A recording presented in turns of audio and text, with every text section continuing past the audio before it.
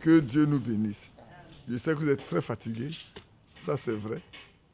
La preuve en est que beaucoup n'ont pas pu arriver. On va prier ensemble. Bien-aimé Père Céleste, c'est toi qui fortifies. Et pour le ciel, nous voulons tout sacrifier. C'est pour ça que tes bien-aimés, nos bien-aimés sont là. Nous savons qu'un jour, la fatigue disparaîtra. Quand nous serons dans ta présence, rien ne pourra encore nous retenir. Nous nous souviendrons certainement de ces glorieux moments difficiles, mais où tu as toujours conduit tes enfants. Et nous sommes convaincus qu'encore ce soir, tu vas nous conduire. Tu vas nous fortifier. Tu vas nous garder et soutenir. Et tu voudrais encore nous parler comme tu as fait pendant cette nuit-là, afin que notre foi soit édifiée, fortifiée et gardée sur le fondement de la parole. Viens et inspire-nous, comme le demandons tout à l'heure, Seigneur, que ces lèvres soient circoncis et que ce qui doit être dit soit conduit par ton esprit. Que ses oreilles, ses cœurs soient circoncis et oints par ton esprit pour recevoir ce qui vient de toi, afin que préparés, nous puissions un jour chanter à la gloire de ton nom, quand l'heure viendra de monter sur les airs, sur les nuées pour aller à ta rencontre dans les airs. Merci de nous instruire, de nous bénir, de nous guérir de toutes sortes de maladies, au nom de Jésus-Christ. Amen. Amen. Que Dieu nous bénisse. Je sais que nous allons poursuivre notre lecture, mais avant, je voulais lire 2 petits passages dans les lettres circulaires. Le frère et moi, on a passé le temps à étudier, à méditer. Il y a des textes qu'il cherchait. Je l'ai aidé à les retrouver ensemble. Et je suis parvenu à des éléments que je voudrais qu'on lise un peu ensemble. Si vous prenez la lettre circulaire, numéro 26, de mai 82, à la page 2, pour ceux qui notent, afin qu'ils puissent noter et garder, même s'ils veulent, ils peuvent lire toute la lettre circulaire. Il y a des choses assez importantes dedans. Je lis dans la page 2. Aujourd'hui, il importe plus que jamais de discerner et de distinguer ce qui vient de Dieu de ce qui ne vient pas de lui. Ce matin, nous avons parlé un peu du discernement. Ce soir, on ne parlera pas de discernement, mais je cite ces éléments pour que vous voyez la suite de ce qui va accompagner.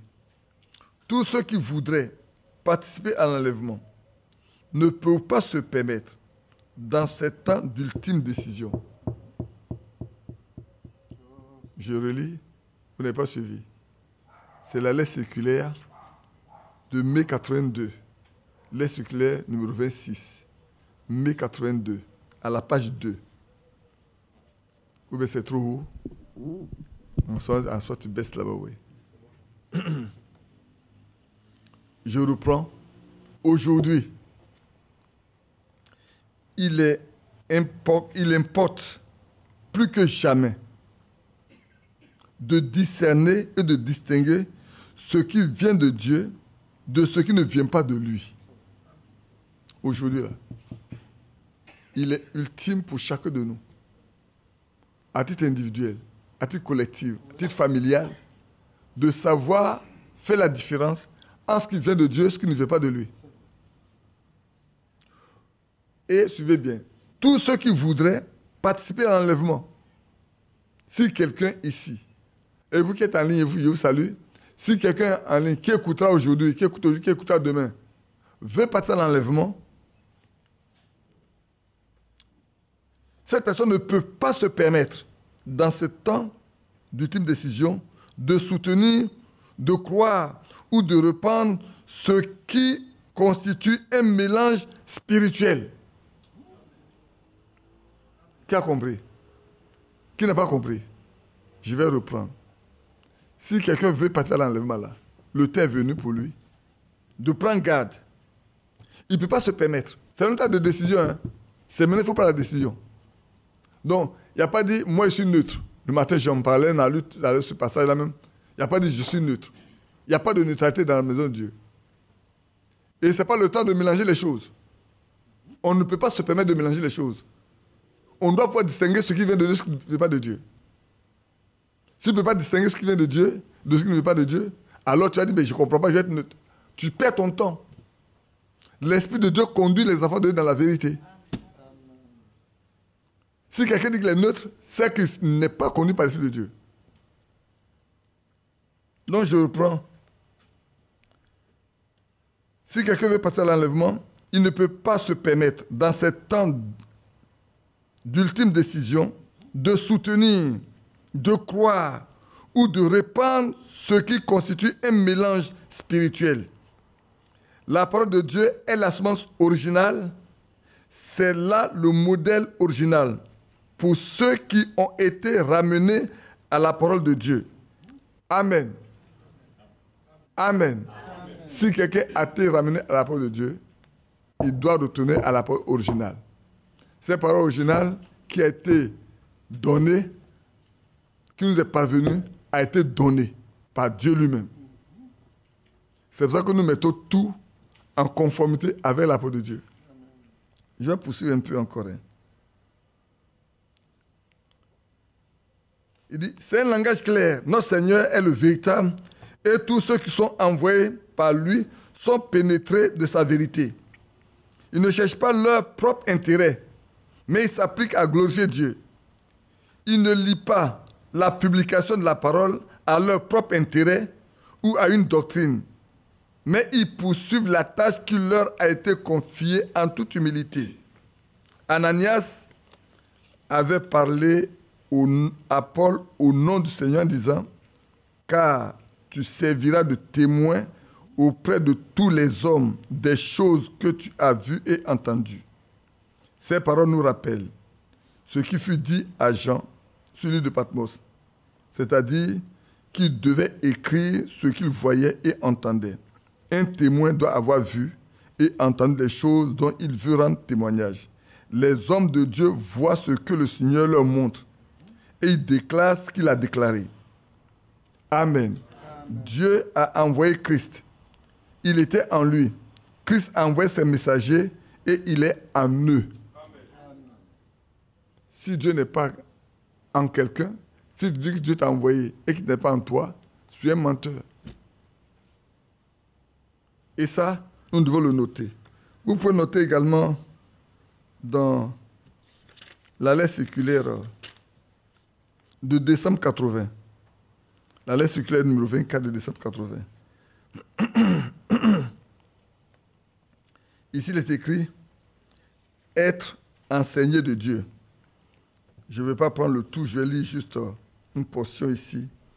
En tant qu'enfant de la promesse, nous recevons aussi bien la parole promise que l'Esprit promis. Le 24, 49 et Acte 1, 4. La promesse du Père est soulignée à nos yeux.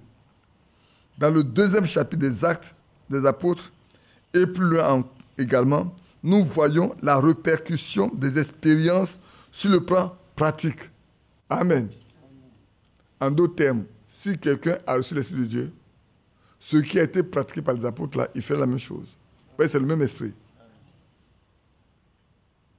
Si vous êtes ici, que l'autre est quelque part là-bas, l'autre est quelque part, l'autre est quelque part, la même chose se présente en vous, vous agissez tout de la même manière, parce que c'est le même esprit. Je poursuis. Il en va ainsi de la vie ou de la mort. Ou bien, le Saint-Esprit habite en nous, afin que nos corps mortels soient transformés et rendus vivants, ou alors notre marche aura été inutile. C'est grave, non? Ou bien notre marche là nous conduit dans la maison, nous conduit à la maison, nous conduit dans le royaume, nous sommes en paix. Ou bien, c'est le contraire. Alors tout le temps nous avons marché ici là, c'est envers qu'on a marché. Il est à craindre que certains qui ne sont pas enfants de Dieu, par droit d'aînesse, et par conséquent n'ont pas de prétention à faire valoir à l'égard de l'accomplissement de la promesse du Père, cherchent à tricher à ce sujet. Je pense que ce n'est pas le cas de chacun de nous ici. On ne va pas tricher sur des choses qui ne nous concernent pas. Mais nous prions parce que nous croyons que nous sommes par prédestination enfants de Dieu et que les promesses sont pour nous. Alors, comme nous avons un droit d'aînesse à cet égard-là, nous pouvons prétendre devant Dieu de prévaloir tout ce qui nous est promis. Dis Seigneur, tu as promis ça aux enfants qui ont le droit d'aînesse. Et comme je fais partie de ceux qui ont le droit d'aînesse, dans ta parole, j'ai droit à ce que tu as promis. Si nous sommes enfants de la promesse, à la manière d'Isaac, la Jérusalem d'en haut est notre mère, et nous recevons alors les biens promis qui nous sont nécessaires pour que nous en arrivions en haut. Sur le moment, la chose peut nous faire un peu mal, mais c'est la pure vérité devant Dieu. Seule la vérité de la parole peut nous affranchir de nos propres erreurs. Mais sommes-nous prêts à nous laisser corriger en vue de la perfection? C'est là aussi le problème, frère. Beaucoup de personnes ne veulent pas se laisser corriger. Frère, je pense que ce matin, frère Badou vous l'a dit, quand il parlait encore sur les mêmes choses. Si j'ai un problème avec un frère, j'ai un problème avec une sœur, je ne peux pas arranger ça. Je ne peux pas aller le voir pour mettre de l'ordre. Croyez-vous que le Seigneur va exaucer ma prière? Non. Si mes prières peuvent être exaucées, je dois savoir que tout ce que je fais là, le Seigneur n'a pas égard à ça. Il n'a pas égard à ça. Et je ne peux pas prétendre que j'ai l'Esprit de Dieu et je vis de cette façon-là. Ce n'est pas possible. Il est un devoir pour le vrai croyant de mettre de l'ordre, surtout que nous sommes à un temps ultime de décision. Nous devons prendre, c'est le moment où nous devons prendre la décision de marcher, de ne faire que ce qui est agréable au Seigneur. Bien-aimé.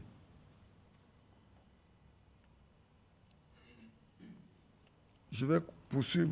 Avons-nous la volonté de mettre de côté tout argument venant de notre raison et laisser l'Esprit de Dieu agir de la même manière qu'il le fit au commencement? C'est vrai, que Dieu nous aide. Que Dieu nous aide. Ici également, Frère Franck a écrit le discernement nécessaire. Beaucoup de choses charnelles sont présentées comme spirituelles. Cependant, les élus remarquent, comme par exemple lorsqu'une espèce d'atmosphère charismatique est créée par la main des hommes.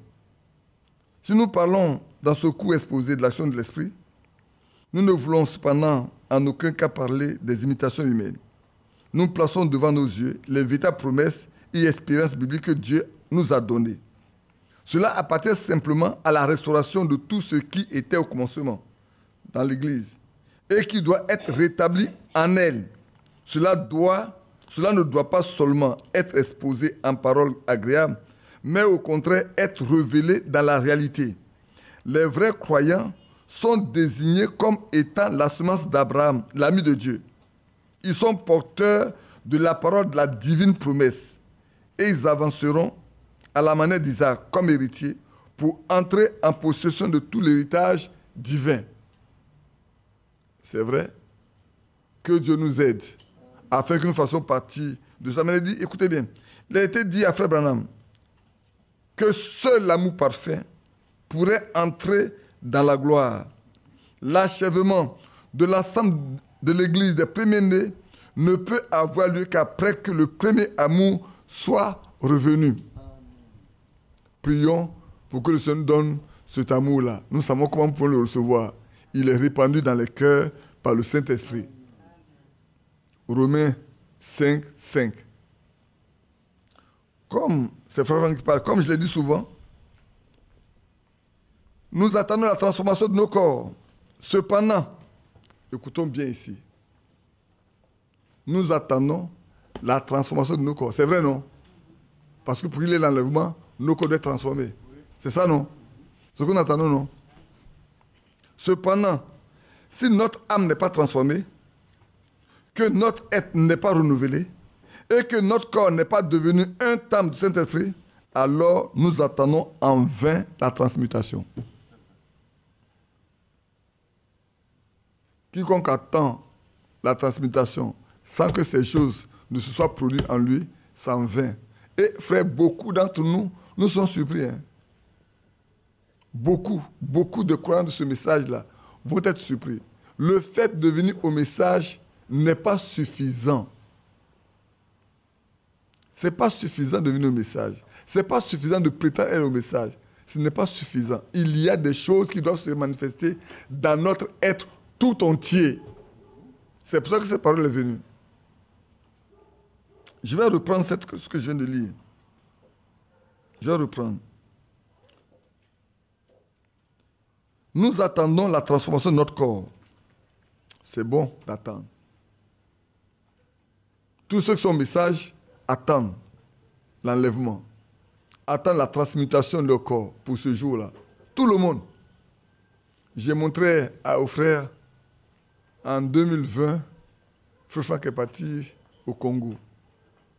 Quand vous voyez le nombre de personnes qui ont assisté à la réunion, c'est des milliers de personnes. Ils étaient nombreux. Vous prenez un stade, par exemple, là, même au match de football, on ne voit pas autant de spectateurs que ça. Ils sont nombreux. Mais quand tu vas prendre les gens par groupe, tu verras qu'ils ne croient pas tous la même chose. Quand Frère arrive là, tout le monde est là. Hein? Mais quand tu les prends après le débat de Frère Franck, chacun croit autre chose. Chacun croit... Alors, on va prétendre qu'ils sont tous prêts. Pourtant, qu'elle a dit, quels sont ceux qui croient au message? Quels sont ceux qui ont été baptisés au nom du Seigneur Jésus-Christ? Quels sont ceux qui attendent l'enlèvement? Mais est-ce que tous seront enlevés? Il est bon d'entendre. C'est bien. Mais il faut être certain que quand le mois viendra, tu vas partir. Ça ne sert à rien de dire, attends. Est-ce que tu remplis les conditions qui sont nécessaires? Est-ce parce que tu es venu au message que tu remplis les conditions? C'est faux. C'est faux. Donc oui, nous tentons la transformation de notre corps. Cependant, si notre âme n'est pas transformée, que notre être n'est pas renouvelé, et que notre corps n'est pas devenu un temple du Saint-Esprit, c'est-à-dire que ça a été baptisé du Saint-Esprit, pour appartenir au même corps que Christ, alors nous attendons en vain la transmutation et l'enlèvement. Il ne s'agit pas de transporter quelque chose de psychique dans le domaine spirituel, mais bien que l'action de l'Esprit s'accomplisse dans notre âme. Amen. Il faut que l'action de l'Esprit de Dieu là pénètre l'âme de chacun de nous et qui transforme notre âme. Notre âme soit convertie. Que Dieu habite notre âme. Son amour soit dans nos cœurs pour que nous puissions attendre vraiment ce que nous attendons. C'est vrai. Nous comprenons pourquoi l'apôtre Paul, dans 1 Corinthiens 13 et dans d'autres passages de l'Écriture, de même que Jean, est d'une manière toute particulière exalté l'amour divin. L'amour divin ne périt jamais. L'amour humain, lui, dépend des circonstances. Il passe. Cependant, l'amour de Dieu est éternel. Et selon Romains 5,5, comme je viens de le citer, il est versé dans nos cœurs par l'Esprit Saint. Il supporte et endure tout. Il ne cesse pas d'exister. Si quelqu'un a une autre connaissance que nous, et s'il ne voit pas une certaine chose comme nous le voyons, l'amour de Dieu révèle la nature de Jésus dans la vie de ceux qui sont devenus croyants. L'amour est libre de la jalousie. Cela ne peut être dit de l'amour humain. Et Jean 1, 3, 11, 12 nous met en garde de la manière de faire de Caïn, lequel était motivé par la jalousie et devint le premier meurtrier. Une excellente parole de Frère Branham dit ceci. Il n'est pas nécessaire de planter un couteau dans le dos d'une personne pour la tuer. Ce n'est pas nécessaire, pas forcément nécessaire que tu prennes un couteau, tu transperces ton frère dans le dos et brises son cœur pour qu'il meure. Vous pouvez détruire sa réputation et tuer son influence par une seule parole. Si vous parlez contre votre pasteur, si vous dites quelque chose de mauvais sur lui, il serait préférable que vous l'ayez tout de suite tué d'un coup de feu. Au lieu de parler de la personne alors qu'il est vivant, pour tenir son image, pour détruire son influence, mieux vaut pour vous de prendre une arme à feu, de tirer sur lui qui meurt sur le champ, afin qu'il ne voie pas tout ce qu'il va subir après. Que Dieu nous aide. Amen. Voilà ce que j'ai voulu qu'on lise dans les lettres séculaires là. Et puis revenir à notre passage, à notre texte du sceau de Dieu, prêché le 10 avril 1965 à Phoenix par Frère Branham, sur lequel nous sommes. Je sais que Thierry donne les paragraphes sur lesquels nous nous arrêtons. Je crois que si je ne me trompe pas, il a dû s'arrêter au paragraphe 111. C'est ça, Thierry? Ça combien? 126. Ah, ok. Oui, c'est exactement ça. On est sur le paragraphe 126. Moi, je vais passer juste au paragraphe 130 pour qu'on puisse aller rapidement. Ici également, excusez-moi, il y a des choses profondes à examiner, à voir ici. N'essayez pas de construire une église comme la leur. N'essayez pas d'avoir un pasteur comme cela. N'essayez pas de faire ceci ou de faire cela, ou de collaborer avec le monde. Frère, vous savez, un temps est arrivé, je ne sais pas si ça a été, un temps est arrivé, où dans les églises du message de Côte d'Ivoire, on voulait avoir partout des pasteurs. Oui. Quand vous n'installez pas un pasteur à l'image des religions, on croit que vous ne croyez pas au message. C'est pour ça qu'en 1994, des frères bien connus sont venus forcément nous dire de mettre quelqu'un à notre tête. Et je vais vous dire, dès que cela a eu lieu, les réunions des anciens qui se tenaient les vendredis ont pris fin jusqu'à aujourd'hui. Vous pouvez aller demander à Médée. Vous pouvez aller dans nos allemand. Ils vont vous dire ce que je dis est vrai. Les réunions des anciens qu'on tenait les vendredis ont pris fin sans l'intervention d'aucune main. Jusqu'à aujourd'hui. Et quand les personnes nées où j'ai voulu à tout prix qu'on ait ces réunions-là, je me suis efforcé d'aller. Au retour, j'ai fait un grave accident. Au retour, j'ai fait un grave accident. En même temps, j'ai dit, Seigneur, j'ai compris, je ne vais rien forcer. Je ne fais rien. Parce que quand vous avez mis Dieu de côté, vous mettez l'argent en place, Dieu vous quitte. Hein. Ça, vous devez le savoir. Ici, il y a beaucoup de choses, il y a beaucoup de choses importantes. Donc, vous voyez, laissons Dieu agir au milieu de son peuple. C'est lui qui choisit qui il veut pour son œuvre. Regardez quand, dans la famille d'Aaron, Aaron devait assurer le service divin avec ses enfants, parce que ça leur échoit de droit, n'est-ce pas? Mais 2 de ses enfants ont apporté un feu étranger. Et ils ont été instantanément mis à mort. Il a été dit à Aaron et aux autres, vous ne menez pas deuil. Vous ne menez pas deuil, frère. C'est Dieu qui a appelé frère Moïse. Tout à l'heure, on en parlait. Le prophète Moïse. Si on en parle tout à l'heure, quand tu prends Moïse, tu mets Paul, tu mets frère Branham, tous ont été conduits dans la colonne de feu. Tous les 3.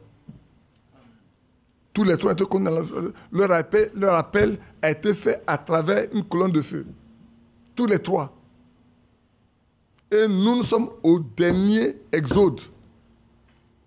Prenons garde, frère, que ce qui s'est passé au premier exode ne nous arrive. L'idolâtrie qui a eu lieu au premier exode, là, que cela ne nous arrive pas. L'incrédulité, la méchanceté, l'idolâtrie, les murmures, père, frère, qui se sont passés au premier exode où les gens sont morts dans le désert, que ça ne nous arrive pas. Tout le veau d'or, l'idolâtrie, tout cela, Prions que cela ne nous arrive pas. Que nos regards soient fixés uniquement sur l'auteur de la vie. Il poursuit, dit, le véritable évangile rayonne de puissance. Ceux-là, les aigles attendent. Ils ne cherchent pas ce qui brille. Ils cherchent ce qui rayonne. Ce qui rayonne d'humilité. Ce qui rayonne d'amour. Ce qui rayonne de puissance. Voilà ce que recherche la véritable aigle. Le véritable aigle plutôt. Donc, si nous sommes des aigles, on ne va pas rechercher ce qui brille. On va rechercher où est Dieu. Ce qu'il a cité ici, là, c'est là où est Dieu. L'humilité. Dieu est dans l'humilité. Dieu est dans l'amour. Dieu est dans la puissance. C'est lui qui est le Dieu tout-puissant. C'est lui qui a l'amour parfait. Et c'est pour ça qu'on dit, l'amour parfait est la seule chose qui va rentrer dans ce lieu-là. Si quelqu'un n'a pas l'amour parfait, ce n'est pas possible. Mais en qui la puissance de Dieu va venir, si ce n'est pas ceux qui ont l'amour parfait. Ce n'est pas ceux qui manifestent l'humilité. L'orgueil précède la chute. L'humilité précède la gloire. Celui que nous croyons servir, nous prétendons servir, c'est humilié lui-même. Il s'est abaissé. Il s'est laissé meurtrir, brisé. Quoi qu'il soit égal à Dieu, il n'a pas regardé cette égalité comme il peut arracher. C'est vrai. Et nous voulons nous situer au-dessus des autres. Nous voulons nous placer au-dessus de nos frères et de nos sœurs. Que Dieu vienne au notre secours. Que nous apprenions à nous humilier. Sous sa puissante main.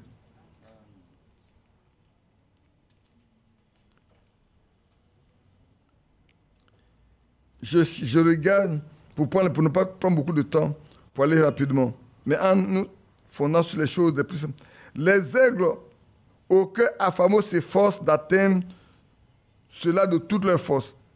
C'est la perle de grand prix. Vous savez bien, frère, que dans Matthieu 13, lisons dans Matthieu 13, 47, vous allez voir de quoi il est question. Dans Matthieu 13, 47. Matthieu 13, 47. Le royaume des cieux est encore semblable à un filet jeté. Est-ce que c'est ça? Oh là là. Ou bien c'est un peu avant. Ah, c'est le 45. 45 plutôt, pas 47. C'est 45.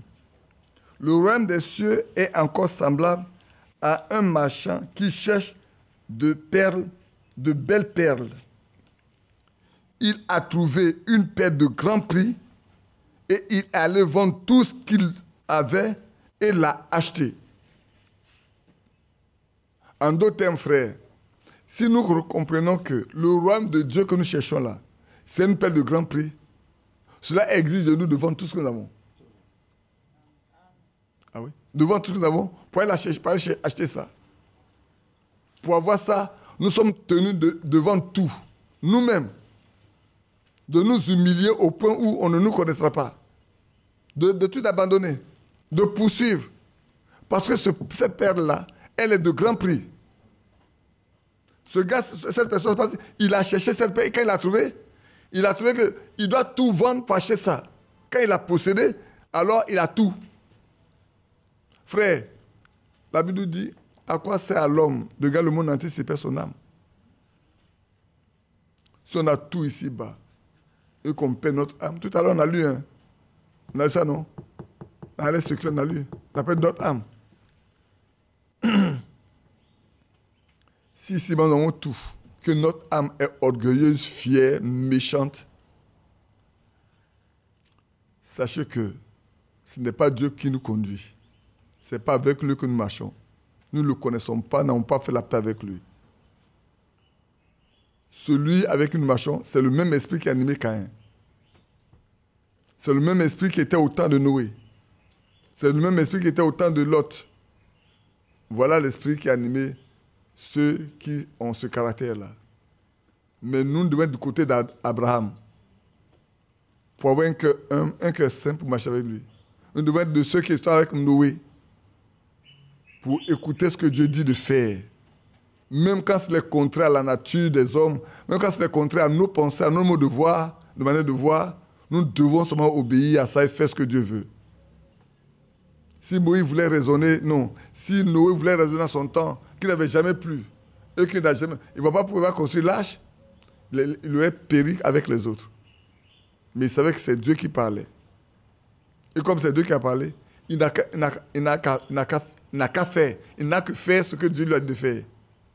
Il n'a fait que ce que Dieu a voulu qu'il fasse. Et nous également, frères, c'est à ce temps de la fin.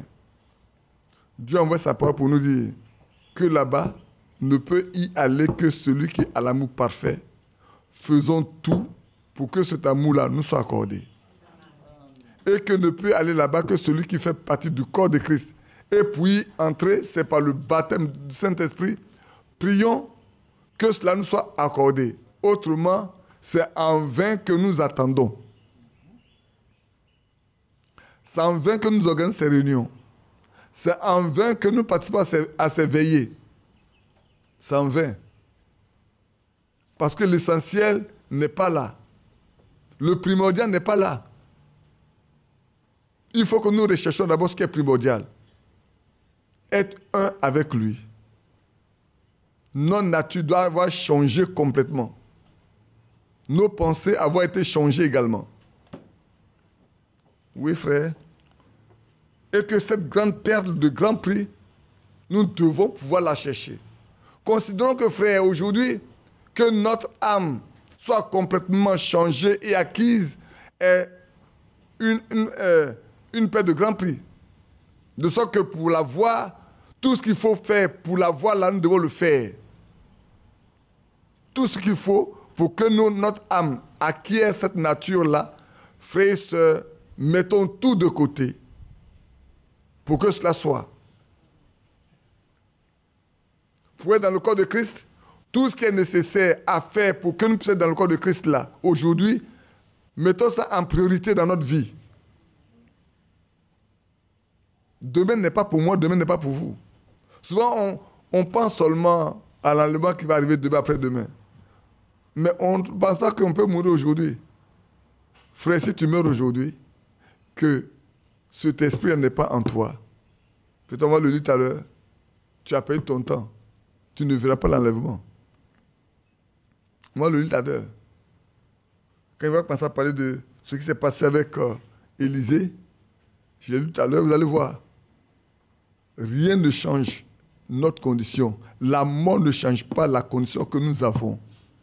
Et l'exemple qui nous est donné, quand on parle d'Élisée, ça doit être vraiment quelque chose qui nous permet de comprendre que, en bon, si nous sommes autant remplis de l'Esprit de Dieu, donc ça ne change pas après la mort. Oui, après la mort, ça ne change pas. Peut-être je vais me précipiter de lire avec vous Matthieu 27. Ah, j'ai ouvert net, je suis tombé là-dessus. Prenons Matthieu 27. Même si on doit revoir ça plus tard, prenons Matthieu 27. Je vais lire avec vous à partir du verset 48.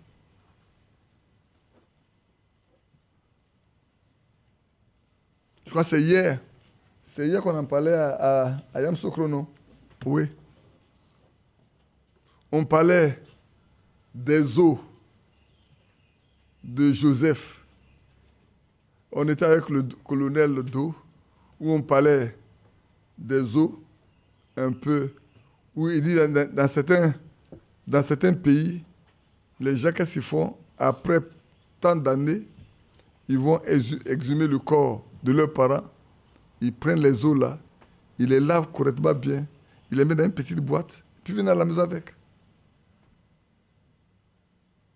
Ils les lavent bien, puis ils ramassent tout, ils enlèvent toute la poussière, ils lavent bien. Maintenant, une petite boîte, et puis ils la mettent pas à côté. Mais c'est autant valable que ceux qui font l'incinération et qui mettent la poudre dans une petite boîte, viennent déposer à côté. N'est-ce pas? Oh, regardez bien. Souvenez-vous comme Joseph, regardez, hein. Le Seigneur a dit que Abraham, que sa descendance partira 400 ans dans un pays étranger. Et c'est Abraham puissant qui va la faire sortir. C'est ça? Joseph est mort, je ne sais pas combien d'années. Combien d'années avant la sortie. Exagérons un peu comme ça. Peut-être Joseph n'a pas eu plus de 100 ans. Ah, on peut le lire, non? On peut lire l'âge de Joseph, non? Avant sa mort, non? Est-ce que l'âge de Joseph est dans Exode 49, 50? Non, pas de son âge, non? Bon. Regardons pour voir. Je ne veux pas dire une chose. Il y a tellement de personnes qui aiment bien parler, tatillonner. Donc quand c'est comme ça, je préfère aller chercher pour voir.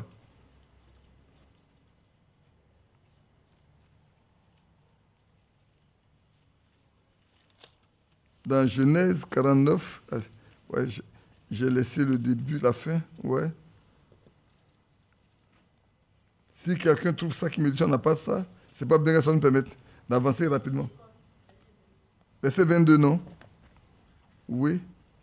Oui, Joseph demeura en Égypte, lui et la maison de son père. Il vécut 110 ans.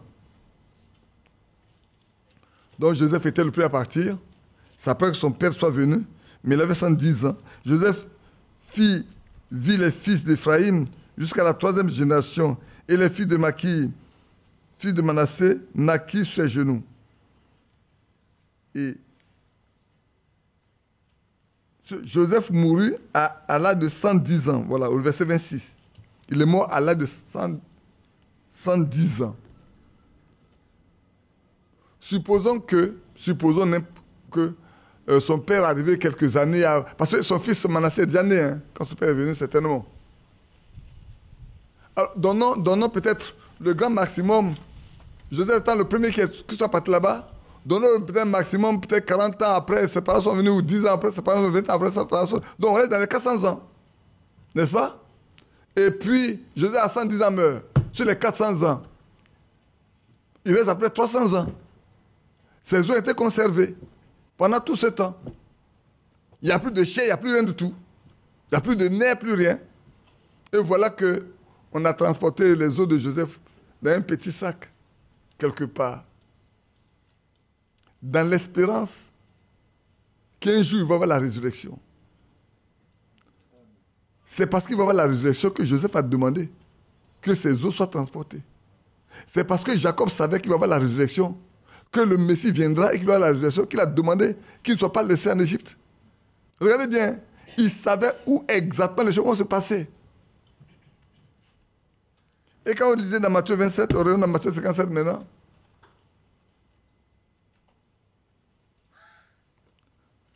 Et aussitôt l'un d'eux, verset 48, courut prendre une éponge qu'il remplit de vinaigre, et l'ayant fixé à un roseau, il lui donna à boire. Mais les autres disaient, laisse, voyons si Élie viendra le sauver. Ça ne vous dit pas quelque chose? Élie n'est pas mort. Élie n'est pas mort. Donc, laissons si Élie n'est pas mort, là va venir le sauver. Laissons voir. On sait qu'on a lu dans le livre là qu'Élie n'est pas mort, qu'il est monté sur un char de feu. Laissons voir si Élie va venir le sauver. Oh, il ne savent même pas que celui en qui Élie croyait là, c'est lui qui est là.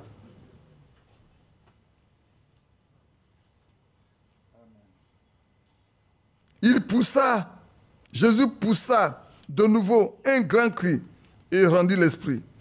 Et voici le voile du temple se déchira en deux depuis le haut jusqu'en bas.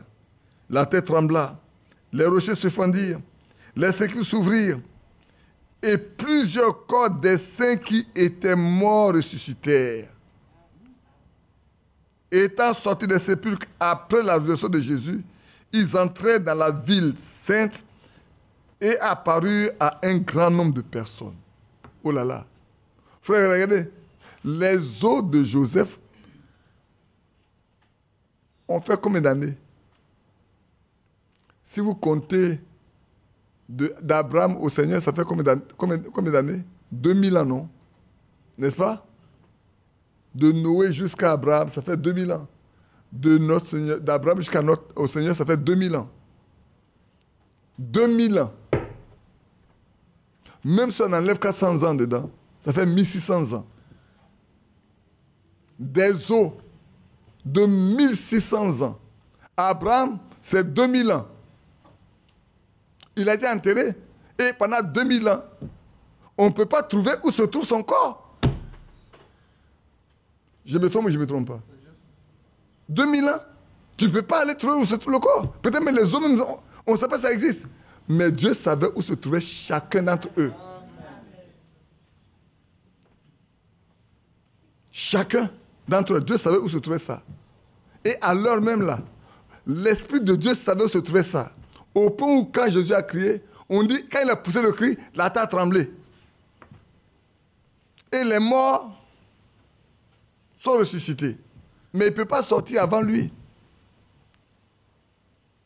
Le juge, j'ai lu, il dit, mais donc ils sont ressuscités, mais ils sont restés dans la tombe jusqu'à 3 jours. Oui, ils ont attendu. Il fallait que lui soit le premier-né de tous les frères. C'est qu'il est sorti. Frère, c'est la même chose. Hein. Regardez, vous prenez les Paul, les Pierre, les Jacques. Ils sont morts il y a près de 2000 ans maintenant. C'est faux? Ce jour-là, quand tu vas pousser le cri et qu'il va rester là-bas, là, tous ceux qui sont aimantés là, tous ceux qui ont la même nature, frère, c'est important. Hein? Ce dont nous parlons maintenant, là, c'est important. Ce que j'ai lu tout à l'heure, là, c'est important. Ne croyez pas en vain, n'attendez pas en vain. Ayons l'assurance pleine que ça, là, Dieu l'a fait pour nous. Amen. Que désormais, là, nous sommes un avec lui. Nous sommes aimantés par lui. De sorte que quel que soit le nombre d'années, les autres ont eu 2000 ans, 1600 ans, ainsi de suite, jusqu'à nous qui pouvons avoir peut-être 10 ans, 20 ans, 40 ans, 50 ans, même un jour. Même un jour. Et les vivants, alors, ça c'est encore plus. Frère, il n'y aura pas de transmutation de ton corps si ton âme n'a pas été changée. Tu ne verras pas. Frère, ne verront ceux qui vont sortir, ne les verront que ceux qui doivent être changés. C'est ceux-là seulement. Les autres ne verront rien. Même quand vous allez vous asseoir comme ça, là, alors que lui voit les autres, vous ne voyez rien. Et puis il se part avec. La chose que vous allez constater, c'est son absence. Mais il était là, non? Oui, il était là. Mais ce qu'on a dit autrefois, qui est écrit dedans, en ce que nous avons espéré pendant longtemps, comme on n'a pas pris le temps de chercher comme une perle de grand prix, cet élément-là, ce moment-là, on n'a pas cherché ça comme une perle de grand prix. Ceux qui ont cherché ça comme une perle de grand prix, le verront. Pour eux, ils l'auront. Mais ceux qui ont pensé qu'on peut toujours aller comme ça, et juste ça va venir volontairement, ça ne viendra pas volontairement, il faut chercher. Cherchons, hein. Ils sont partis, ils sont sortis. Donc, le phénomène de Élisée nous donne de voir seulement que frère. Comme ils ont été aimantés, Abraham a été aimanté, Jacob a été aimanté, Joseph a été aimanté. C'est vrai. Moïse a été aimanté. C'est vrai. Élisée a été aimanté. Ésaïe a été aimanté. Jérémie a été aimanté. Oh, toutes ces braves femmes. Prenez Rahab, toutes ces femmes-là. Le jour, quand ça arrivait, ils ont connu qui est leur maître. Jacob, dans Isaïe, il est écrit que le bœuf connaît son maître, mais l'homme ne connaît pas son créateur. Malheureusement. Que Dieu nous aide. On peut poursuivre. Vous êtes tellement calme. Soit il me demande si c'est parce que vous écoutez avec un sens très religieux. Je poursuis. Je suis celui qui était mort. Et je suis vivant. De nouveau. Quelle chose s'est produite? Je suis le même hier, aujourd'hui, pour toujours. Il arrivera dans les derniers jours que je me répandrai sur toute chair. Dans les derniers jours, il dit lui-même. Christ va se répandre sur toute chair. Il va donner son esprit, il va se diviser. Il va nous donner une partie de son esprit pour que nous soyons dans son corps. Frère, le temps est venu pour chacun de nous de faire partie de ce groupe de personnes. C'est pour ça que nous lisons ces choses. Nous ne les lisons pas simplement pour notre connaissance intellectuelle. Ce n'est pas pour produire quelque chose de psychique ou de psychologique, mais c'est pousser chacun de nous dans son dernier retranchement pour dire, moi aussi, je dois faire partie de ce groupe-là. Parce que je crois que j'ai le droit d'aînesse pour faire valoir les droits que j'ai. Parce que tout droit, tout fils qui a le droit d'aînesse, la bénédiction est pour lui. Isaïe a perdu pour lui parce qu'il a vendu son droit. Mais nous, on n'a pas vendu le nôtre. Et quand on n'a pas vendu, prions pour que ceux qui accompagnent ce droit d'aînesse-là nous soient accordés valablement. Les aigles au cœur affamés s'efforcent d'atteindre cela de toutes leurs forces. C'est la paix de grand prix. Ils vendront tout pour aller acheter. Frère, vendons tout, hein. Que Dieu vienne en aide, mes amis. Nos assemblées sont en train de perdre leur identité. Autant de frères Branham dit, leurs assemblées sont en train de perdre leur identité. Nous, on a perdu notre identité. Nous, nos assemblées, on a déjà perdu tout. On n'a plus d'identité. Je disais tout à l'heure, tu sais, avant, quand les gens ont posé la question à frère Franck, dans toutes les églises là, quelle église que tu penses être la plus équilibrée? Il dit c'est la Côte d'Ivoire. Aujourd'hui, nous sommes la plus basse. Avant, il y a quelques années encore, moins de 10 ans, c'est Abidjan qu'on écoutait. Et beaucoup n'allaient pas à l'église, non pas sur le cul d'Abidjan. Je me demande encore si quelqu'un ose même nous regarder. Nous avons perdu tout, notre identité. À cause de la jalousie, de l'orgueil. Frère, que Dieu nous aide. Nous avons perdu tout. Que Dieu nous vienne au secours. Pour qu'en perdant notre identité, nous ne perdons pas le royaume. Qu'on se réveille rapidement, à titre individuel ou même collectif, frère, que chacun de nous soit préparé pour être à l'image de Christ. Quand encore ceux qui étaient avant reviennent et que l'on cherche encore à aller voir qu'est-ce qui se passe à Abidjan. Que l'on cherche encore. Frère, tout dépend de vous. Hein. Tout dépend de votre consécration, de l'amour qu'il y a en nous. Si au milieu de nous il y a l'amour, Dieu pourra faire la même chose. Oui, il pourra faire la même chose. Il pourra encore susciter des gens de partout. Mais quand cela viendra, ayez le discernement. Ayons le discernement. L'ennemi, il ne dort pas. Hein. Je lisais une chose tout à l'heure de frère Franck. Il dit de 87 à 79, ils ont été tellement brisés que lui a pris une grande leçon de cela. Des choses ont été dites qui ne sont pas accomplies au milieu d'eux.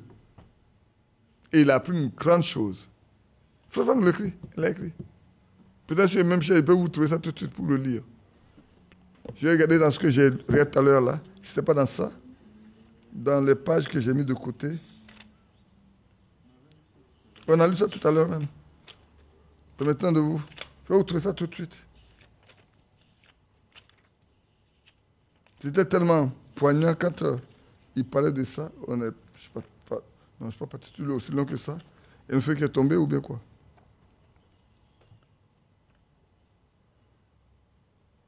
C'était tellement poignant, frère, de voir que cet homme de Dieu parle simplement pour nous montrer qu'il y a eu tellement de situations.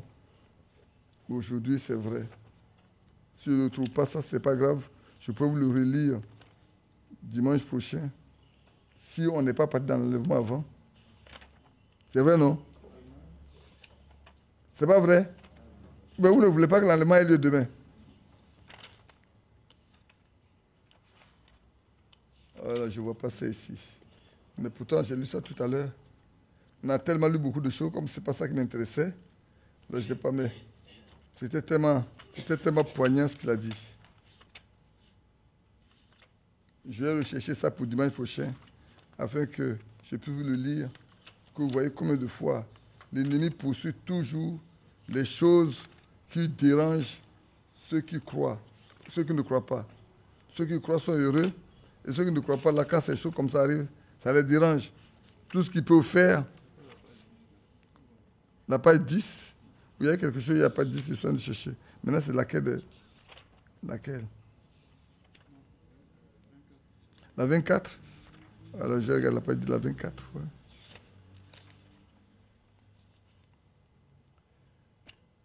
Ah oui, exactement. Tu as une bonne mémoire. Que Dieu te bénisse. Voilà. C'est la lettre circulaire de numéro 24 de 280, à la page 10. Cela fait exactement de mai 1976 à mai 1979 que nous avons dû passer par cette très forte épreuve.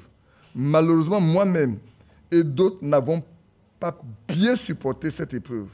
Ensuite, une confusion a pris naissance, laquelle ne venait pas de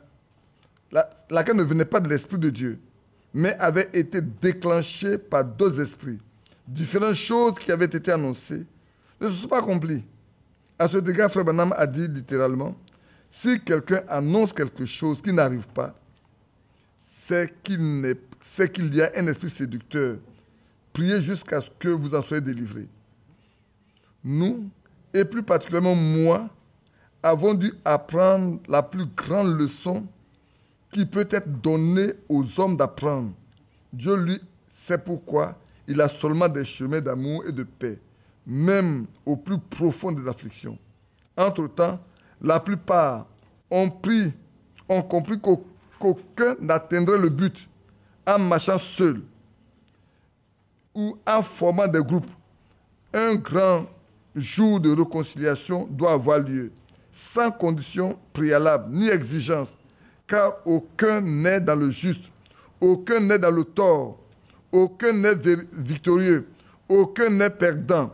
Il n'y a que ceux qui ont obtenu grâce, ceux à qui le pardon a été accordé. Jésus, le vainqueur de Golgotha, publiera à sa façon le droit et la justice.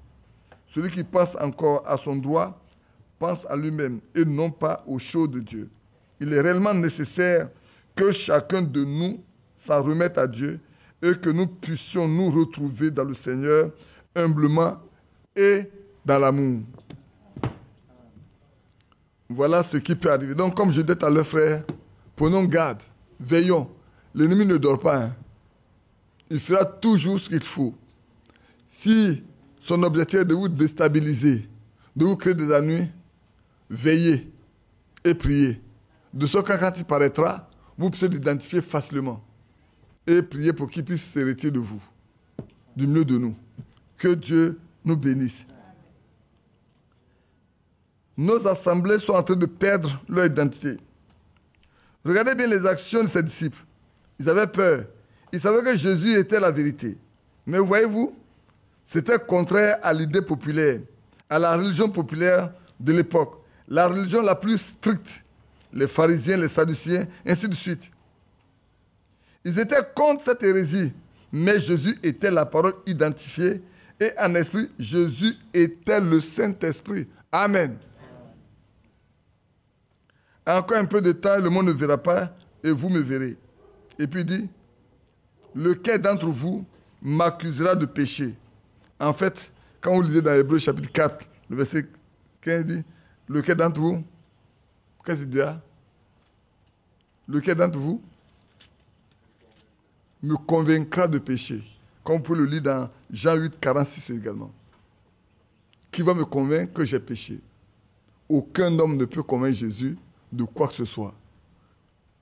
Mais oui, ici, le frère Branham dit, m'accusera de péché. Je n'ai jamais péché. C'est vrai. Montrez-moi ce que la parole de Dieu a dit que j'allais faire et que je n'ai pas fait. Lequel peut m'accuser? Et c'est vrai, nous savons que personne ne peut... Frère, c'est pour ça que si nous marchons avec le Seigneur, personne ne va vous accuser de quoi que ce soit. Si vous marchez avec le Seigneur, là, on ne pourra jamais vous accuser de doctrine étrangère. Parce que vos actes seront conduits par le Saint-Esprit. Vos attitudes seront conduites par le Saint-Esprit. Vous vivrez selon la parole que Dieu a donnée pour l'heure dans laquelle nous sommes. De sorte que vous serez semblables à ceux qui nous ont précédés. Le même esprit sera avec nous, comme la nette avec eux. La même vie qu'ils ont menée, nous mettrons la même vie. La même manière de nous, ils sont nos modèles. Aujourd'hui, beaucoup de croyants n'ont de modèles que le monde. Mais nous devons avoir de modèles que ceux qui sont dans la Bible. Vous les sœurs, on n'a pas besoin de vous l'apprendre aujourd'hui, vous le savez déjà. Dans 1 Pierre 3, vous le savez, comme on le dit dans 1 Timothée 2 également, vous le savez, comment l'apôtre Paul dit que les femmes doivent se conduire. Et nous les hommes également, frères. Je dis toujours, aucune femme n'a prescrit à son mari de l'aimer comme lui-même. Sœur, avez-vous prescrit à votre mari de vous aimer? Non. C'est la Bible qui le dit. C'est le Seigneur qui dit, aimez votre femme comme vous-même. Donc si un homme ne peut pas aimer sa femme comme lui-même, c'est qu'il désobéit complètement ce que la Bible dit. De même, aucun homme n'a prescrit à sa femme de se soumettre à lui. En toutes choses. Et une femme qui ne veut pas se soumettre à son mari en toutes choses, c'est au Seigneur qu'elle désobéit. Du coup, frères, sœurs, arrêtons un instant. Nous voulons aller au ciel, non, c'est ça? Nous voulons de l'enlèvement. N'est-ce pas? Nous voulons passer à l'enlèvement. C'est nécessaire, non? Ce élément est élémentaire.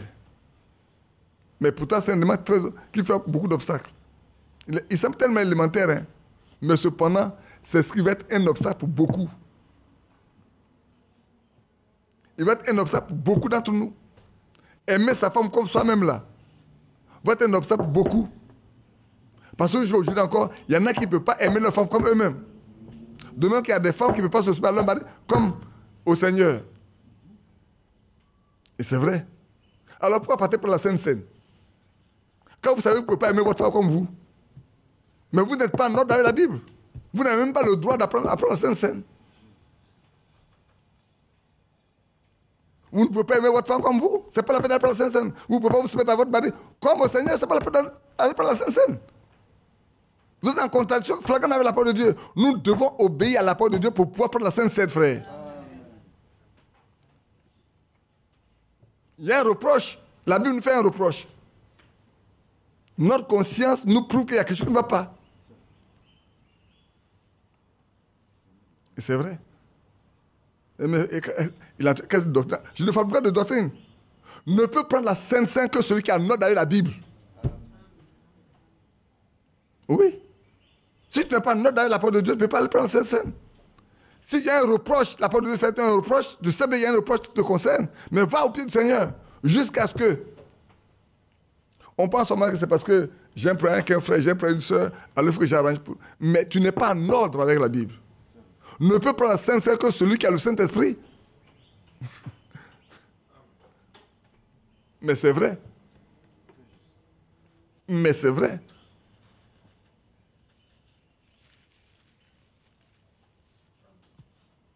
On ne peut pas avancer, frère. Nous voulons le ciel, nous voulons aller avec lui, mais ça on ne peut pas être, frère, il est la parole. Et nous sommes l'épouse, nous devons être l'épouse parole. Donc nous devons avoir la parole en nous comme il est la parole en lui. Aussi longtemps que cela n'est pas vrai en nous, arrêtons-nous. Cherchons cette perle de grande valeur là. Cherchons ça. Quand nous l'aurons, alors le reste, ça ira simplement pour nous tous. C'est bien écrit ici. Hein? Il dit, ils vont chercher cette perle de grand prix et ils vont l'acheter. Mais cherchons ça, frères et sœurs. Courons après cette perle de grand prix. Vendons tout et allons aller acheter ça. Et sois en ordre avec Dieu. Si tu es en ordre avec Dieu, tu vas être en ordre avec tout le monde. Si tu es en ordre avec le Seigneur là, il n'y a pas un frère, une soeur avec qui tu ne seras pas en ordre. Tu seras en ordre avec tout le monde. Parce que tu es au-dessus de ce qui est humain, qui peut te bloquer. Même si quelqu'un te fauche, déjà, hier je parlais avec le frère, on écoutait le frère Bernard, il dit, Pierre lui pose la question, si mon frère pêche contre moi, combien de fois je lui pardonne? Est-ce que 7 fois dans la journée? Il dit, je ne te dis pas 7 fois, il dit 70 fois, 7 fois, 490 fois dans la journée là. Si ton frère pêche contre toi 490 fois, tu dois lui pardonner. Attends, dites-moi. Où on peut trouver des relations où on peut avoir 490 fois de la journée, si ce n'est pas sa femme et ses enfants? Premièrement. Le premier lieu, c'est là. La première sphère, là, c'est ça. On se voit combien de fois dans la journée? Il y a des jours où on ne se voit pas. Non, je ne vais pas payer comme toi. Mais par contre, dans ma sphère, ma petite sphère là, le matin, tu te lèves et ils sont devant toi. À midi, ils sont devant toi. Le soir, ils sont devant toi. Tu vas au bureau, on passe plus de temps au bureau que nulle part ailleurs. Donc tout ça avec les toi au bureau là. Frère, pendant les 8 heures de temps, tu pars au bureau, tu as des gens devant toi. Ça te fait rire maintenant. Je ramène les choses au plus simple possible pour notre vie de tous les jours. 490 fois, on doit pardonner à ceux qui nous offensent. Or, ici, il n'y a pas un qui peut lever sa main pour dire j'ai été offensé 490 fois dans la journée. Monsieur dit à Pierre, je ne te dis pas 7 fois, je dis 70 fois 7 fois. Donc 490 fois de la journée, là, tu dois pardonner à une seule personne.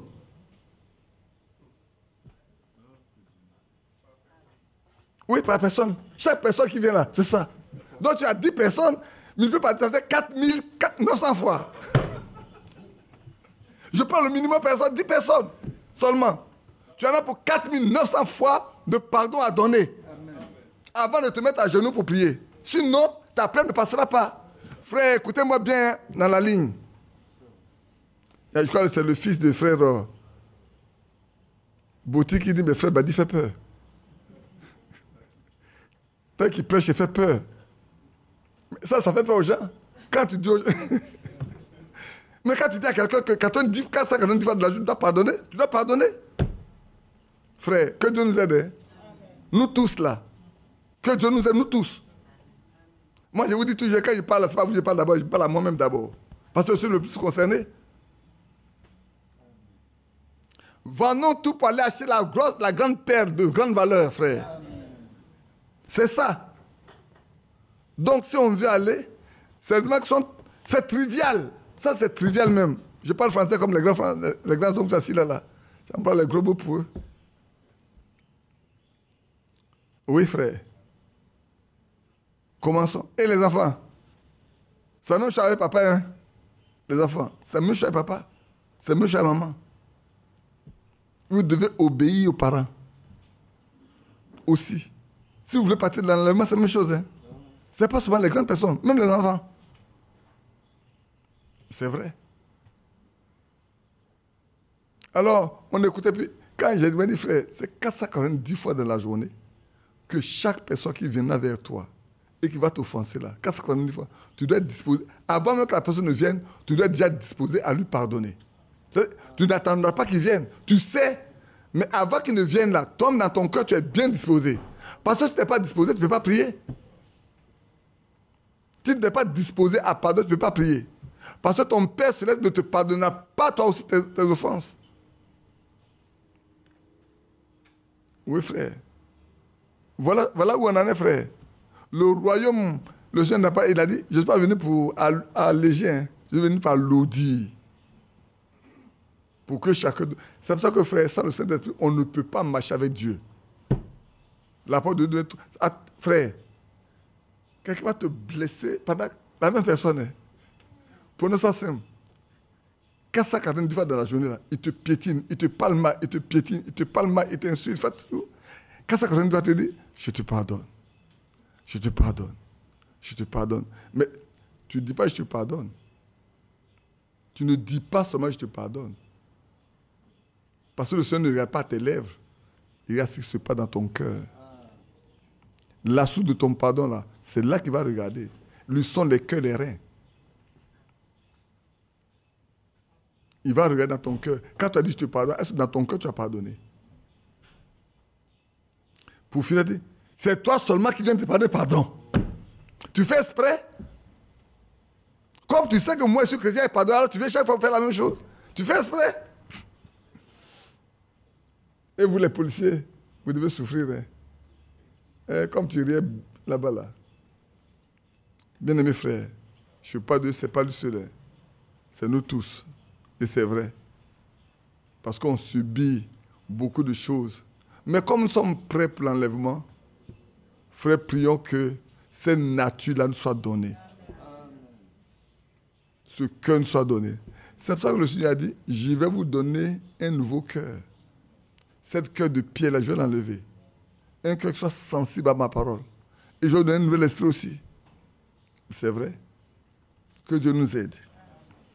On peut poursuivre encore un peu.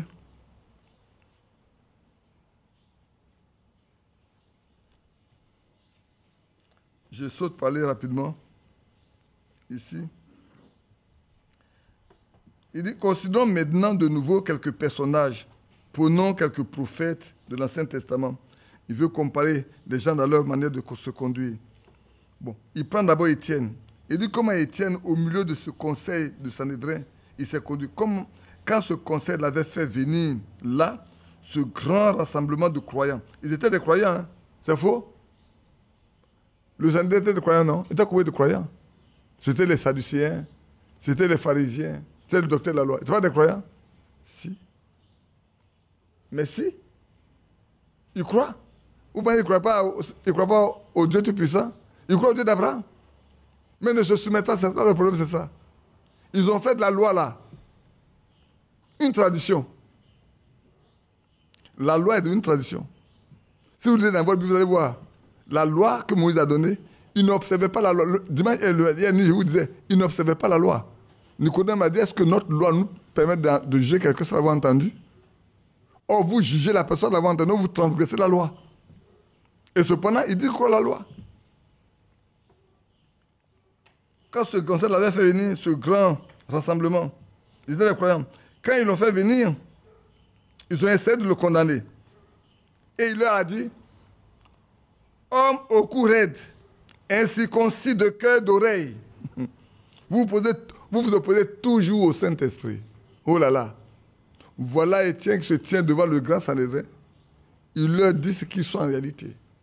Ce que vos pères ont été, vous l'êtes aussi aujourd'hui. C'est vrai. Est-ce que si aujourd'hui, frère, on nous prend, est-ce que nous ne sommes pas la même chose? Nous n'avons pas un coup raide par rapport aux ordonnances que nous avons aujourd'hui, à suivre, à observer. Que Dieu nous aide. Ils étaient des croyants. Ne nous contentons pas d'être des croyants comme eux. Je poursuis un peu. Comme ça, on va s'arrêter si vous êtes fatigués. Ils ne voulaient pas entendre. C'était contraire à leur credo. C'était contraire à leur dénomination. Et ils l'ont tué en le lapidant. Frère, c'est comme ça. Hein? Aujourd'hui, si quelqu'un a une pensée différente dans ce message-là, on dit qu'il ne croit pas telle personne, il ne croit pas telle chose, il ne croit pas telle chose. Or, pourvu que vous voyez quelque chose qui soit différent de ce que tout le monde voit, on ne vous prend pas au sérieux. On n'est pas dans un système de pensée unique. Non. On doit avoir le même esprit pour comprendre les choses de la même manière. Malheureusement, ce n'est pas le cas.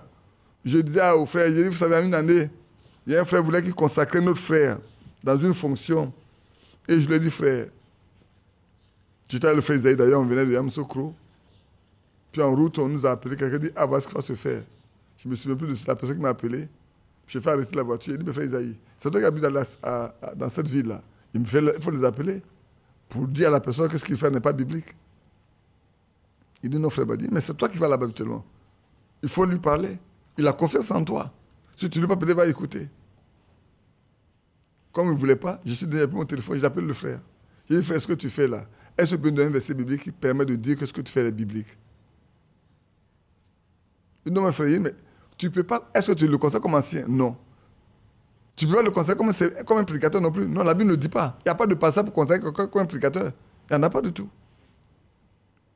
Il n'a pas écouté. On a beau parler, il n'a pas écouté. Il a consacré dimanche. Le mois qui suit, le frère a été affecté ailleurs. On m'a appelé. Quelqu'un m'en a parlé, je l'ai appelé. Il dit, allô frère, moi ça va, je vais parler à telle personne. Il dit, non, il n'est plus ici. Hein. On l'a affecté à tel. Il dit, mais attends, c'est pas celui que tu as consacré avant-hier là. Il dit, c'est lui. Il dit, mais comment se fait que Dieu te conduit à consacrer quelqu'un et puis il ne fait pas un mois à la fête ailleurs? Je ne t'ai pas dit de ne pas le faire. La preuve en est que ce que tu as fait, Dieu n'est pas là, il l'a affecté pour que tu comprennes que tu n'es pas dans la volonté de Dieu. Mais aujourd'hui, quand tu parles de ça à quelqu'un, on te prenait comme quelqu'un qui veut gouverner les autres. Tu veux dominer sur les champs. Pourtant, tu veux les amener à marcher dans ce qui est biblique. Mais on ne veut pas marcher dans ce qui est biblique aujourd'hui, frère. On n'en veut pas. Quand tu dis aux frères, on ne peut pas consacrer telle personne parce qu'il remplit les conditions. On dit, mais qui on va consacrer? L'apôtre Paul a dit, s'il se trouve des gens, s'il n'y a personne, continuez. Mais on ne veut pas ça. On veut avoir une équipe de personnes pour dire que nous aussi, on est bien constitués dans une église. C'est pas ce que la Bible dit, l'apôtre Paul dit à Tite, s'il se trouve des hommes qui remplissent les conditions, alors, mais s'il n'y a personne, on va de l'avant avec ce qu'on a. C'est tout. On n'est pas obligé forcément de faire ça. Alors j'ai dit aux gens, vous qui dites, vous faites comme Frère Franck là. Frère Franck a attendu jusqu'à ce que Dieu lui dise qu'il doit consacrer comme ancien. Soyez aussi capable d'attendre jusqu'à ce que Dieu vous dise qu'il doit consacrer comme ancien. Puisque vous croyez Frère à 100% ou 200%, 1000% là, faites comme lui. Mais prenez-le comme modèle. Ne faites pas comme vous voulez. Vous ne pouvez pas faire comme les apôtres ont fait. Vous ne pouvez pas comme Frère Branham a fait. Vous ne pouvez pas faire comme Paul a fait. Comme Frère Franck a fait. Mais qui vous voulez imiter? Et votre modèle n'est pas biblique. On ne peut pas vous imiter. Frère, le temps est arrivé. C'est la preuve que, frère, écoutez-moi bien. Hein. Vous qui m'écoutez en ligne, là, écoutez-moi bien. C'est la preuve qu'on n'a pas le Saint-Esprit. Celui qui a le Saint-Esprit ne peut rien faire qui soit contraire à ce que la Bible dit. Il ne peut pas poser un acte qui soit contraire à ce que les apôtres... L'apôtre Paul a dit, si quelqu'un enseigne quelque chose qui est contraire à ce que nous avons enseigné, qu'il soit maudit. Comment alors, sur ce qui n'existe pas d'habitude, tu as fait une pratique? Tu crées une nouvelle doctrine. Quand tu fais une chose qui n'existe pas dans la Bible, tu crées une nouvelle doctrine. Parce que tu vas te justifier parce qu'il n'existe pas. C'est comme une année, on parlait des réunions de quartier. Vous savez bien ma position par rapport à ça. Et puis, au cours d'une réunion, on a envoyé un frère pour parler. Il est venu avec un écrit. Il a l'écrit et puis il lui dit ça, c'est Frère Franck. J'ai dit, je te prie. Ça, ce n'est pas de Frère Franck. Il dit, bon, dis-moi quelle est la source, dans quelle lettre séculaire, dans quel écrit, dis-le-moi pour que je sache. Il n'a pas de source. Et tu vois, tu ne peux pas effrayer des gens avec des textes que tu prends pour venir. C'est ceux qui ne connaissent pas les écrits de Frère Franck là que vous pouvez effrayer. Vous ne pouvez pas faire ce qui n'est pas biblique. Quand on ne fait pas ce qui n'est pas biblique, il se crée des doctrines étrangères. Parce que tous les problèmes qu'on a dans ce pays-là, ici à Abidjan en particulier, c'est parce qu'on a des petites réunions qui ne sont pas conduites par des hommes. Et ça crée des problèmes. Et ça crée des problèmes.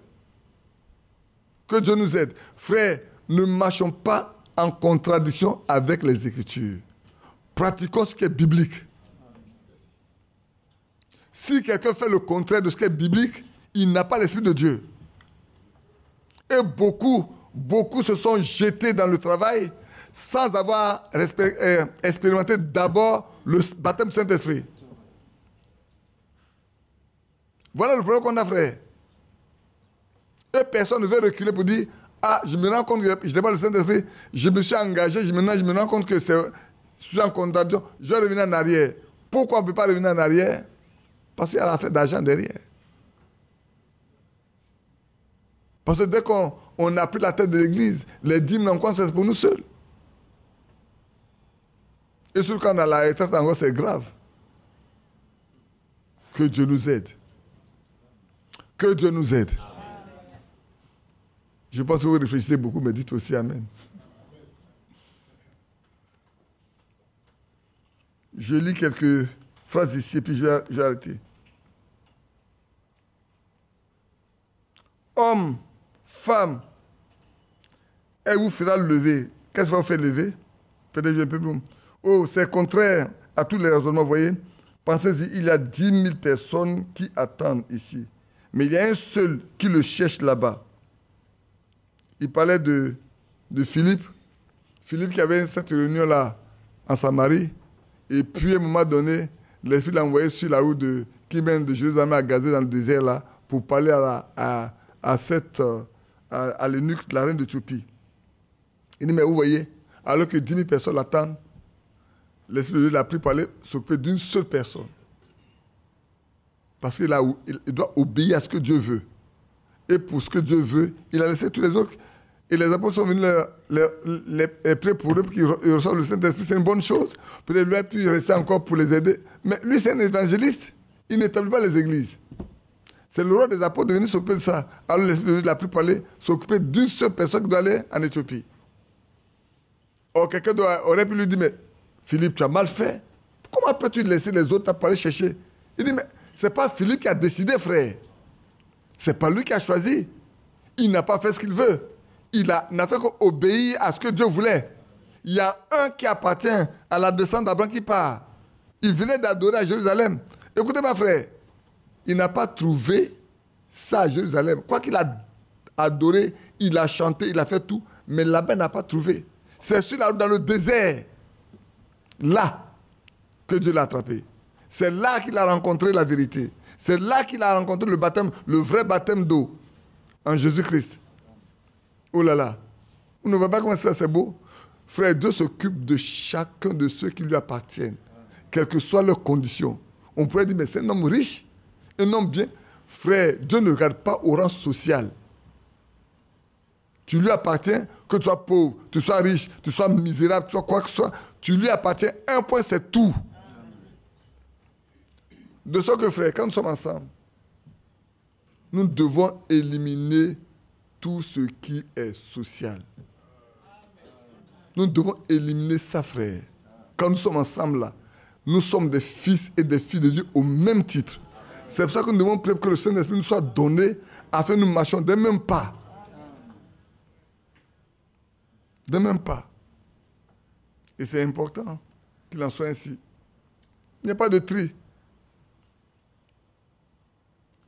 Donc maintenant je viens homme, femme, et vous fera lever.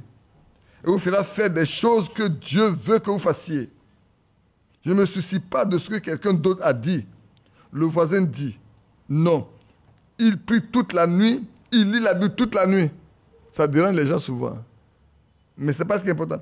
Je ne me soucie pas de ce que quelqu'un dit. Il s'agit de ce que Dieu vous a appelé à faire. Si Dieu vous a appelé à faire une chose, frère, allez de l'avant.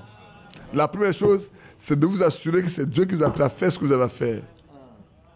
La première chose, frère, c'est de vous appeler, c'est de d'abord vous apprêter, de vous assurer que c'est Dieu qui vous a appelé à faire ce que vous avez à faire.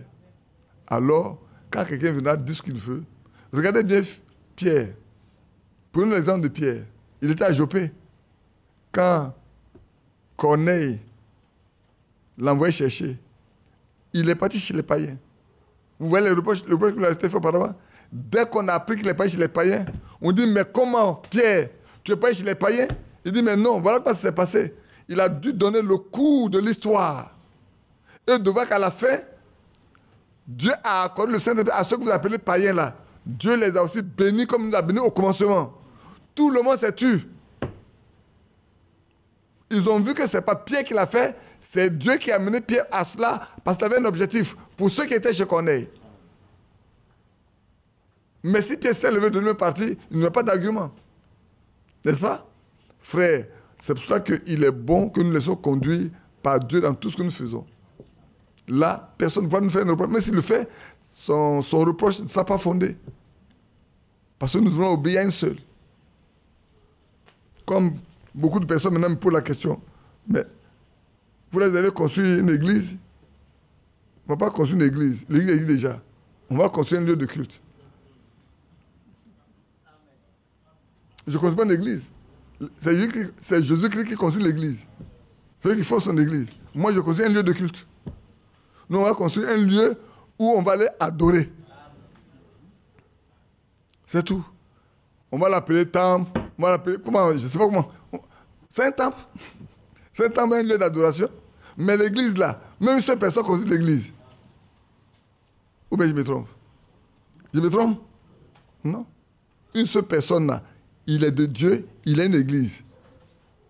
Il est sorti, on l'a sorti de là, on l'a purifié, on l'a mis à part pour le service. C'est une église. Mais là où on prie, c'est un lieu de culte. On ne construit pas une église.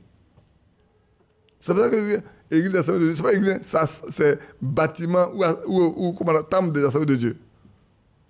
C'est pour ça que Frère Franck a dit, il dit sans missionnaire, Est-ce qu'il a mis l'église dans il a mis 100 missionnaires? Hein? Et autant de frères, il a mis 100 missionnaires de la parole parlée. Que Dieu bénisse chacun de nous. Laisse-moi lire encore ici un peu. Écoutez-la. Après avoir obéi à Dieu, à sa parole, quand il a rempli sa mission, cette puissance de résurrection qu'il avait reçue à la Pentecôte l'a enlevée. Elle a vivifié son corps à des kilomètres. Là, il l'a transporté en esprit et il s'est retrouvé quelque part dans un autre pays. La puissance de résurrection de Dieu l'a envoyé ailleurs. Il partit de Philippe. Quand il a fini avec l'eunuque, il n'est pas resté dans le désert, non? On dit qu'il a été transporté ailleurs par le Saint-Esprit. Donc, regardez un homme comme ça. Je m'attends, mais regardez un homme comme ça. Il ne sait jamais où il va aller. Il n'a pas de volonté propre dans ce qui concerne les choses de Dieu. Il était en Samarie. Le Seigneur lui dit, va là. Il finit là. L'Esprit de Dieu l'envoie ailleurs. Il n'a pas de volonté. Pierre n'a pas de volonté. Pierre était en train d'attendre qu'on lui donne à manger. On lui va descendre. Les gens sont venus te chercher. Va avec eux. Point final. Il est fatigué ou pas fatigué, il doit partir. Les gens sont, il dit, lève-toi, va avec eux. Point final, frère. Sachez qu'un jour, c'est la même chose pour vous. Bien-aimés frères, bien-aimés sœurs, vous avez à être des messagers, des anges de bonnes nouvelles. Vous tous et vous toutes. C'est vrai. Regardez, quand l'apôtre Paul parlait de Apollos, qui a instruit Apollos dans les choses? C'est Priscille et Aquilas. Oh, ce qui m'a semblé bizarre. Priscille, c'est une femme, non? Et Aquilas, c'est son mari. Mais on sait toujours Priscille avant Aquilas. Chaque fois, hein, on sait Priscille avant Aquilas. Priscille n'a pas enseigné, hein, mais c'était la femme d'Aquilas. Elle a fait ce qu'elle doit faire dans la maison, prenant soin de tout le monde. Mais ça ne veut pas dire que les gens ne peuvent pas rendre témoignage de ce que tu as fait pour elle. Mais si, dites-moi, qui a gagné ces 4 hommes rebelles-là? Un matin, qui sont rentrés chez une femme dont le mari dit que chez lui, il y a une chrétienne. Qu'est-ce qu'elle a fait? Mais elle a prêché l'évangile par sa vie. Par sa vie, elle a prêché l'évangile à ces 4 hommes. Son mari plus les 3. Et elle a fait autant qu'un prédicateur. Puisqu'à l'heure même, les 4 ont été convertis par le Saint-Esprit. Oui, frère. On a tous à être des messagers de bonnes nouvelles. Pour ceux qui meurent sans Christ. Vous tous, dans nos quartiers, dans nos villages, dans nos bureaux, nous devons pouvoir rendre témoignage de ce qui sauve, de ce qui libère. Et c'est vrai. Que Dieu nous bénisse. Je pense qu'on peut s'arrêter là pour reprendre dimanche prochain. Il y a encore beaucoup de choses à dire. On va parler des 4 êtres vivants. C'est aussi très riche. On va regarder ça. Mais on va le faire dimanche prochain, si Dieu le permet. N'oublions pas que, là encore, n'oublions pas que samedi prochain, on doit aller aux obsèques. C'est ça, hein? Du papa de notre frère Emma. Moi, j'ai une autre obsèque sur le village. J'ai cherché à voir la dame qui a perdu son beau-père au village. La route m'effraie tellement qu'il n'est pas envie de partir. La route est trop mauvaise. J'ai tout fait pour la voir, lui faire mon don, et puis aller avec vous à Azopé. J'espère que la route ne va pas nous effrayer non plus. D'accord. C'est pas loin d'Azopé. Que Dieu nous bénisse. Que Dieu nous bénisse. Ah ben oui. Qu'est-ce qui vous arrive ce soir? Vous n'êtes pas fatigué? J'ai bien peur. Qu'est-ce qui ne va pas? Vous ne pouvez pas répondre. Quand on dit Dieu vous bénisse, personne ne répond. Vous ne voulez pas accepter la bénédiction? Alors que Dieu vous bénisse. Amen. Bon, on va se lever. Je fais peur. Mais moi, je ne fais pas peur.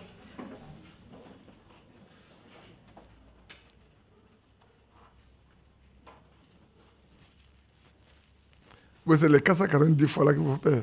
Mais c'est une seule personne. Hein. Quand vous avez 3 personnes, multipliez par 3. Quand on avait 10, ça fait 4900. Mais ça prouve, c'est la preuve seulement que nous sommes en bonne note avec lui. C'est ça, non? C'est la preuve que nous sommes en bonne note avec lui. Donc n'ayez pas peur de pardonner autant de fois qu'on doit pardonner. Parce que si c'est le cas également, nous aussi on nous pardonnera également comme ça. Et on va être juste avec lui. Prions ensemble. Notre Père Céleste. Oh, tu es Dieu. Et ta parole est vraie. Elle est tellement vraie. Parce qu'elle transforme. Ce soir encore, tu as ouvert cette brèche pour nous montrer que même des hommes les plus grands peuvent passer par des difficultés énormes. C'est de ça que le frère Franck a parlé. Même Paul est passé par là. Pierre est passé par là. Même frère Banon est passé par là. À forte raison, nous qui sommes rien du tout, notre Dieu, donne-nous seulement d'avoir le discernement que quand cela viendra, nous puissions rester fidèles à toi, notre Dieu, notre Père. Gloire et honneur à toi, parce que ce soir encore, tu as bien voulu nous instruire, nous parler, pour nous apprêter, pour nous montrer que le temps est arrivé où chacun de nous doit vraiment s'arrêter, s'examiner, se jeter à tes pieds, ô notre Dieu, pour recevoir l'instruction qui vient de toi, pour se laisser, Seigneur, transformer.